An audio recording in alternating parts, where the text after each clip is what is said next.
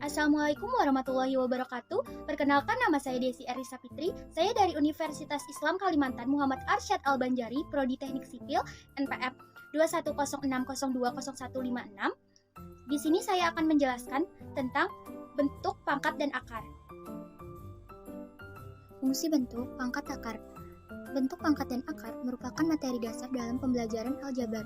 Untuk lebih menguasainya, kamu bisa menyimak pembahasan di sini.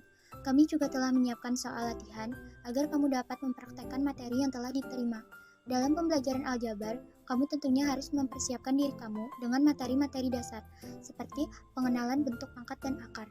Dalam aljabar, pembelajaran mengenai bentuk, pangkat, dan akar ini cukup penting kamu pahami, mengingat banyaknya contoh soal persamaan dan fungsi yang akan menggunakan pangkat dan akar di dalamnya. Secara mendasar, ketika kamu melihat sebuah angka yang diletakkan di atas sebuah bilangan seperti pada 4/2, maka dua angka itu merupakan pangkat dari 4.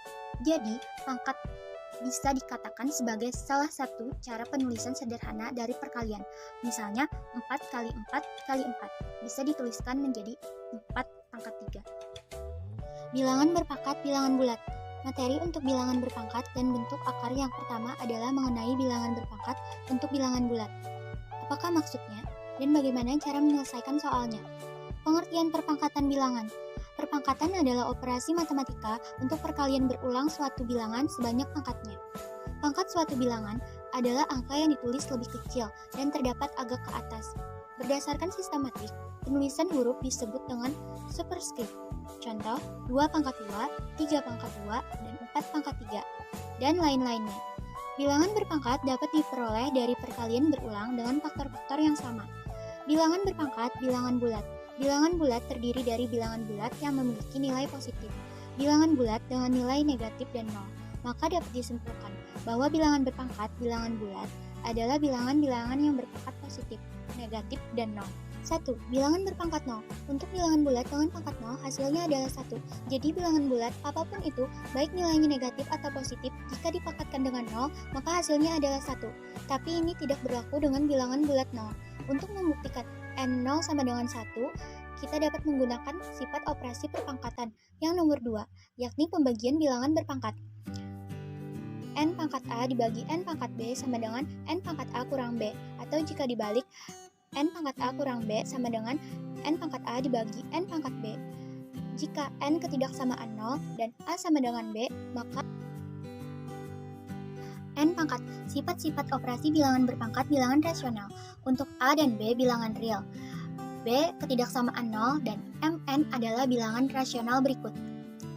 A pangkat M dikali A pangkat N sama dengan A pangkat M ditambah N. A pangkat M dibagi A pangkat N sama dengan A pangkat M kurang N. Buka kurung, A pangkat M tutup kurung, pangkat N sama dengan A pangkat M kali N. A pangkat M dikali B pangkat M sama dengan, buka kurung, A pangkat B tutup kurung, pangkat N. A pangkat M dibagi B pangkat N sama dengan A pangkat M per B pangkat M sama dengan, buka kurung, A per B sama dengan M. Penjumlahan dan pengurangan bentuk akar. Untuk A, B, elemen R, dan C lebih dari 0, maka berlaku A akar C tambah B akar C sama dengan, buka kurung, A tambah B tutup kurung akar C. A akar C dikurang B akar C sama dengan, buka kurung, A kurang B tutup kurung akar C. Berikut soal dan fungsi bentuk pangkat akar. Contoh soal 1. Nah, kalian bisa melihat sendiri contoh soal seperti berikut ini. Bilangan berpangkat adalah bilangan yang berfungsi untuk menyederhanakan penulisan dan penyebutan suatu bilangan yang memiliki faktor-faktor atau angka-angka perkalian yang sama. Kalau bilangan negatif dipangkat dengan bilangan genap, maka hasilnya adalah bilangan positif.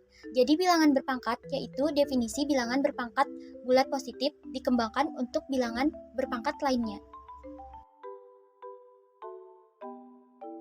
Sekian materi yang dapat saya sampaikan. Mohon maaf apabila masih banyak kekurangan dan kesalahan. Sekian, saya tutup materi yang saya sampaikan. Wassalamualaikum warahmatullahi wabarakatuh. Masya Allah.